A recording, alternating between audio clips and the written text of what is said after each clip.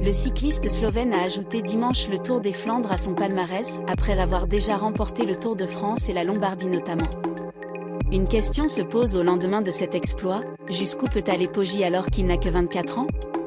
À chaque course, Tadej Pogačar, surnommé Poggi, écrit un peu plus sur sa légende et celle de son sport. Il est devenu seulement le troisième coureur l'histoire à remporter cette course, dite de ronde, et le Tour de France, l'égal Louis Bobet et Cannibal Eddy Merckx. Tadej Pogačar adoubé en personne par Eddy Merckx qui le présente comme un champion à part. Mathieu Van Der Poel, son dauphin dimanche, en parle comme d'un phénomène. Poggi c'est le gobelin, le pur grimpeur poids-plume, mais qui sait aussi apprivoiser les pavés et laisse sans voix tous les autres coureurs. C'est un coureur exceptionnel, déclare le Suisse Stefan Kung, 6e du Tour des Flandres. Très à l'aise sur le vélo, il arrive à bien se placer.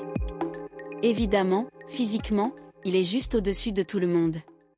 2 grands classiques encore à gagner dans ces conditions, Cédric Vasseur, le manager de Cofidis, ne voit pas trop quelle course pourrait encore résister au Slovène de 24 ans, il n'y a pas grand-chose à affronter un coureur aussi fort.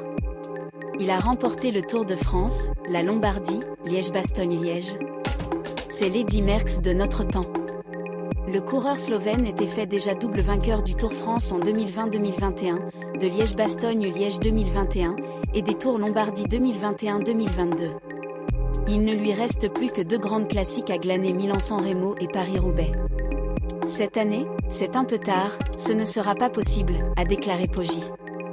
Ce sont 2 courses encore plus difficiles à gagner et tout un challenge. Mais allez, challenge accepté. Tadej Pogačar, cycliste dans toute l'histoire du cyclisme, un seul coureur a réussi à remporter le Tour de France et les 5 monuments, un certain Eddy Merckx.